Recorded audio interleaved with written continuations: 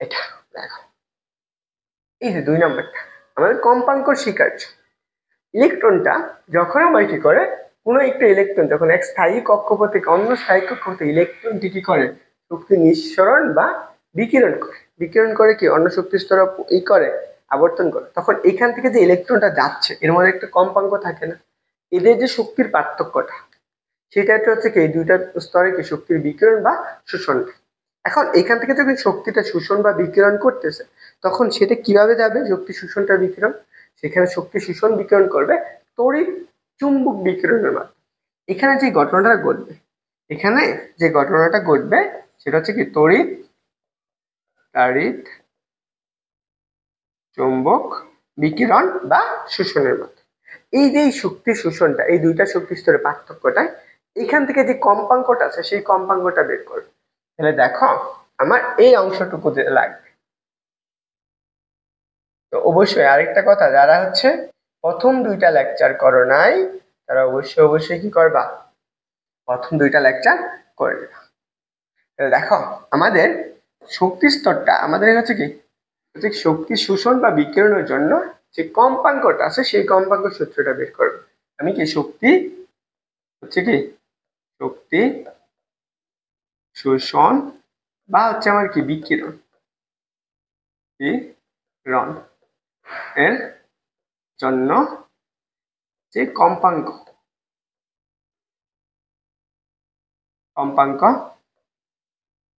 সেটি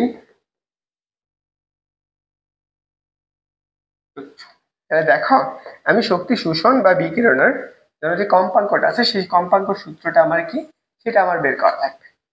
তাহলে এখন আমি মনে করি, ধরো আমার কাছে এটা একটা পরমাণু আছে, ঠিক আছে, এটা একটা পরমাণু। মনে করো আমরা হাইড্রোজেন পরমাণু কি প্রথম কক্ষপথ জানি। এখানে তুমি আরেকটা সূত্র ই করতে পারো, এখানে তুমি আরেকটা আঁকাইতে পারো।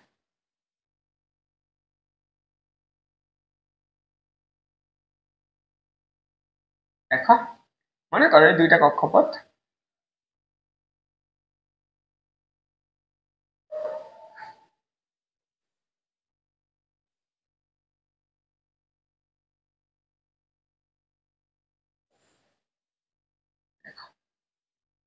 এই 3টা, তাই না?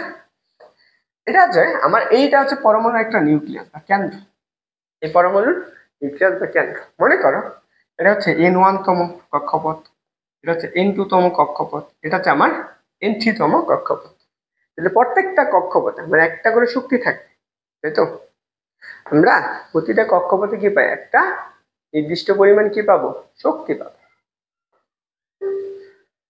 তাহলে দেখো আমার এই ইলেকট্রন এখান থেকে, যদি আমার একটা ইলেকট্রন মনে করো আমার এই কক্ষপথ থেকে, আমার এই কক্ষপথ থেকে কোথায় গেল, আমার প্রথম কক্ষপথে যাবে। ইলেকট্রনটা মনে করো এই প্রথম কক্ষপথে যাবে। আরো আমি যদি অনেকগুলো কক্ষপথ আমি আঁকাইতে চাই তাহলে আঁকাইতে পারবো। ধরো আমি আঁকাইতে,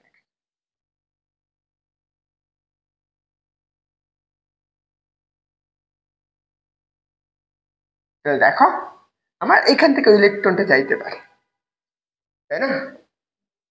আমার এইখান থেকেও ইলেকট্রনটা যাইতে পারে, পরপর 2টা কক্ষপথ।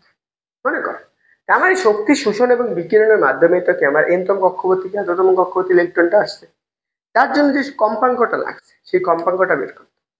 আমার এদের মধ্যে যে শক্তি শোষণ বা বিকিরণ, আমরা আগের ক্লাসে যখন ক্লাস নাম্বার 1 ছিল, এখান থেকে যখন কম্পাঙ্কর মাধ্যমে ইলেকট্রনটা আমার শক্তি স্তরে আসতেছে, তখন এইখান থেকে এদের যে শক্তির পার্থক্যটা সেটা কি আমরা জানি, এদের কি শক্তি শোষণ বা বিকিরণের সমান।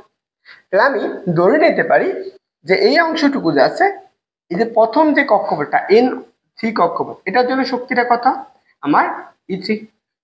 আমার এই যে N2 এর শক্তিটা কত, E2।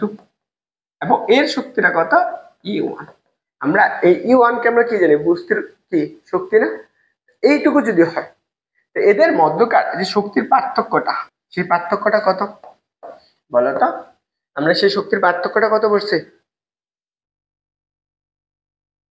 আমরা জানি শক্তির পার্থক্য বলতো?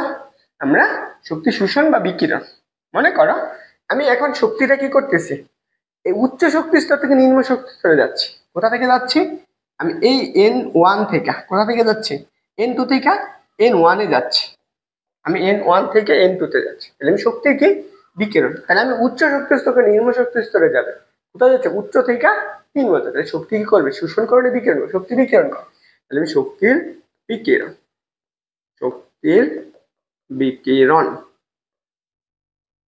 দেখো শক্তির বিকিরণ সেটা কত আমার ডেল ই ইকুয়াল টু, আমি কততম শক্তি স্তর থেকে যাচ্ছি, দ্বিতীয় থেকে প্রথম, তাহলে আমি কত E2 মাইনাস এর কত E1, তাহলে এখন আমার এই প্রত্যেকটা শক্তি স্তরের জন্য আমার একটা কি শক্তি প্রয়োজন না, আমি ধরে নিতে পারি, মনে করো এখানে ধরে নিলাম, এখন আমার এই যে ডেল ই আমার কি করা লাগবে, আমি প্রত্যেকটার ক্ষেত্রে শক্তিটা বের করবো, আমি ডেল ইটাকে আমি এভাবে লিখতে পারি এইচএফ, এখান থেকে যখন এই দ্বিতীয় থেকে প্রথমে যাচ্ছি তখন এর মধ্যে কি থাকতেছে একটা কম্পাঙ্ক দিয়ে যাচ্ছে, আমরা ই সমান কত জানি, ই সমান এইচএফ জানি, আমরা হচ্ছে আধুনিক পদার্থবিজ্ঞান চ্যাপ্টারে পড়ে আসছি, তাই না, এটা এখন আমরা আমি n তম কক্ষপথে ইলেকট্রনের শক্তি সূত্র কি ছিল, যে m e⁴ 8 epsilon not square হচ্ছে কত a স্কয়ার ইনটু কত 1/n স্কয়ার, তাই না 1/n স্কয়ার, আমি প্রত্যেকটার জন্য আমি শক্তিটা এখানে বসাই, তাহলে দেখো শক্তি যে পার্থক্যটা আছে সেই পার্থক্যটা কত আসতেছে, সেই পার্থক্যটা আসতেছে আমি যদি বসাই m e⁴ m e⁴ 8 epsilon not square a square into, এখানে তো মাইনাস থাকবে, সূত্রে মাইনাস থাকবে না, ইনটু কত 1 কততম শক্তি স্তর থেকে যাচ্ছে, দ্বিতীয় শক্তি স্তর থেকে না, দ্বিতীয় শক্তি স্তর থেকে যাচ্ছে, তাহলে দেখো এটা আমার গেল, তাহলে আমি প্লাস কততম শক্তি স্তরে যাচ্ছে n2 E2, তাহলে আমার কি হচ্ছে আমার কত প্লাস, তাহলে প্লাস কত আসবে m e⁴ ডিভাইডেড বাই কত আসবে 8 epsilon not square a square into কত 1/n স্কয়ার, তাহলে আমি এখান থেকে কমন কি যায়, আমার এখান থেকে কমন যাচ্ছে কোনটা, কমন যাচ্ছে m e⁴, আচ্ছা আমাদের কত আসবে 8 epsilon not square a square into দেখো 1/n1 স্কয়ার মাইনাস 1 কত n2 স্কয়ার, বুঝছো, তাহলে আমি এইটা কি পাইলাম এইচএফ, আমি এখন এটা কোন কেসের জন্য পাইছি তোমরা একটু বলতে পারবা, এইটা এটা কোন কেসের জন্য পাইছো, এটা তুমি শক্তি কি করছে বিকিরণের জন্য, এটা কি করছে শক্তি বিকিরণ, দেখো শক্তি যখন বিকিরণ করছে তখন তুমি এই সূত্রটা পাইছো, তাহলে এখন শক্তি বিকিরণের জন্য এইটুকু, তাহলে আমি শক্তি বিকিরণের জন্য আমি যদি জাস্ট এভাবে বের করি, জাস্ট আমার কম্পাঙ্কটা লাগবে না, আমি এফ এর মানটা লাগবে, আমি এইচ এফ ইকুয়াল টু কত পাইছি m e⁴ 8 epsilon not square a square, তাই তো, তাই না, আমরা এটাই তো পাইছি, এটা পাইছি, তাহলে দেখো ইনটু কত 1/n1 স্কয়ার মাইনাস এর কত 1/n2 স্কয়ার, এটা লিখতে পারি, এখন আমি কি পাইছি এই শক্তিটা পাইছি, ওকে দেখো তো আমি এইটুকুই তো পাইছি না 1/n1 স্কয়ার মাইনাস কত 1/n2 স্কয়ার, এটা একটু বুঝছি, তাহলে এখন কোথা থেকে শক্তিটা আসছে, আমি n2 এখানে বলো তো n2টা আমার কি করতেছে, আমার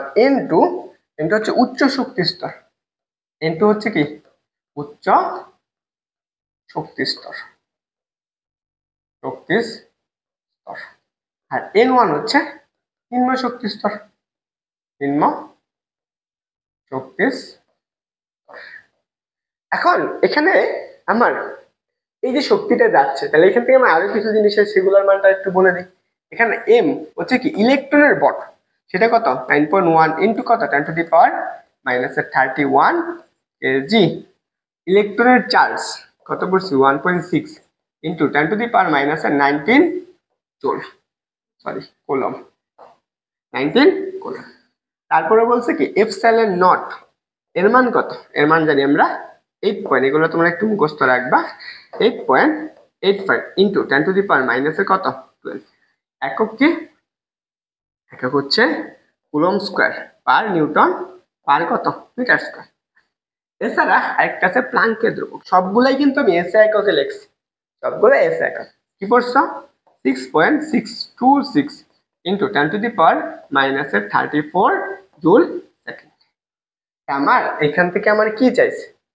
এখান থেকে আমার কম্পাঙ্কটা চাইছে। তাহলে আমি যদি কম্পাঙ্কর মানটা বের করতে চাই, আমি কি লিখতে পারি? F equal to M E to the power 4 divided by, এটা কি গুণাকৃত আছে না, এই পাশে ভাগ হয়ে যাবে, তার মানে এটার সাথে গুণ। 8 epsilon not square S cube কত 1/n 1 স্কয়ার মাইনাস এর কত 1/n 2 স্কয়ার। বুঝতে পারছো? এখন দেখো এই যে অংশটুকু আছে না, এখানে আমি একটা জিনিস দেখতে পারতেছি না, এই অংশটুকু আমার কি বলা হয়? তোমরা এটা কেমিস্ট্রিতে পড়ে আসছো, তাই তো? এটা কেমিস্ট্রিতে পড়ছো না? এটাকে আমাদের বলা হয় রিডবার্গ ধ্রুবক। রিডবার্গ ধ্রুবক,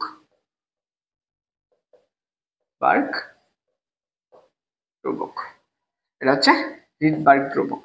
এটাকে প্রকাশ করা হয় কি দ্বারা? আর আমি রিডবার্গ ধ্রুবকের পরিবর্তে আমি কি লিখতে পারি? হচ্ছে m e to the power 4 8 epsilon naught square s cube। এটা বুঝছো? এটুকু পাইতেছো। এখন আমরা এই যে রিডবার্গ যে ধ্রুবকটা পাইলাম, এই ধ্রুবকের একটা মান আছে না, এই রিডবার্গ ধ্রুবকের একটা মান আছে, সেই মানটা আমরা একটু বের করে ফেলি। রিডবার্গ ধ্রুবকের মান কি বের করব? রিডবার্গ ধ্রুবকের মান, তাহলে দেখো তো, তাহলে আমাদের একবারে ক্লিয়ার হয়ে যাবে। তাহলে দেখো রিডবার্গ ধ্রুবকের মান সবগুলো আমরা এসআই একক করব, কেমিস্ট্রিতে সিজিএস এককে। তাহলে আমরা আর ইকুয়াল টু কি পাইছি? m e to the power 4 divided by 8 epsilon naught square s cube। দেখো প্রত্যেকটার মান তুমি এখানে বসাও। তাহলে প্রথম m এর মান কত? 9.1 into 10 to the power minus কত 31 into e to the power 4, e to the power 4 মানে কত? টু দি পাওয়ার 4 হচ্ছে 1.6 into 10 to the power minus 19 to the power কত 4 ডিভাইডেড বাই 8 ইন্টু এপসাইলন নটের মান কত? 8 into 85 into 10 to the power minus 12 উপরে কত স্কয়ার ইন্টু এইচ এর মান কত? এইচ এর মান হচ্ছে 6.626 into 10 to the power minus 34 উপরে কত। এখন এই মানটা তুমি ক্যালকুলেটরে বসাও, দেখো তো তুমি এই মানটা ক্যালকুলেটরে বসালে কি আসে? প্রথমে 9.11 ইন্টু 10 টু দি পাওয়ার কত 10 to the power 31 10 inverse 31 into কত আছে 1.6 into 10 to the power minus 19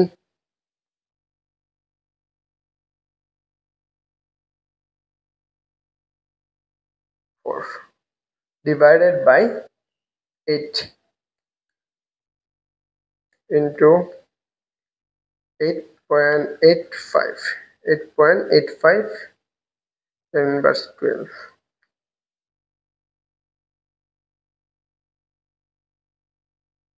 square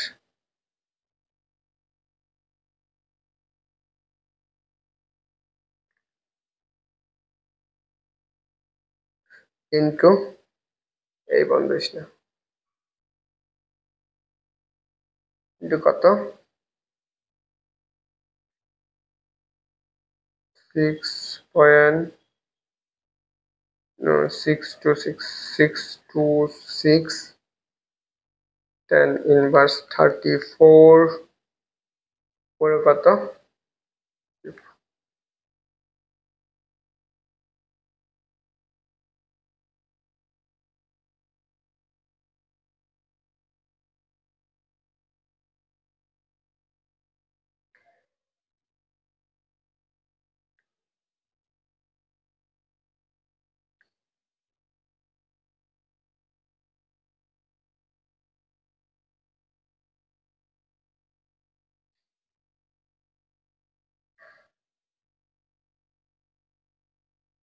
দেখো এটার মান কত আসছে, এটার মান আসবে কি হচ্ছে আমার কত 1.097 ইন্টু 10 টু দি পাওয়ার কত 7 পার মিটার। এটা তুমি যদি একক কাটাকাটি করো এইটুকু তুমি পাবা। তুমি কি পেয়ে গেলা, রিডবার্গ ধ্রুবকের মানটা পেয়ে গেছো। আমার এইটুকু যদি হয়, মনে করো আমার এইটুকু হচ্ছে আনসার, আমি সমীকরণ, তাহলে আমি কি শক্তির যে শোষণ বা বিকিরণ করতেছি তার সূত্র অনুসারে আমি এইটুকু মনে রাখবা, এটা হচ্ছে রিডবার্গ ধ্রুবকের মান, এটা মনে রাখবা। তাহলে দেখো আমার সূত্র অনুসারে এফ ইকুয়াল টু কত লিখতে পারতেছি, আর ইন্টু তাহলে আমি কত 1/n1² মাইনাস এর কত 1/n2²। এইটুকু মনে রাখলে হবে। আমরা কি করতেছি, উচ্চ শক্তি স্তর থেকে নিম্ন শক্তি স্তরে যাচ্ছি, শক্তি শোষণ বা বিকিরণ তুমি যেভাবেই করো সেইটা আসবে।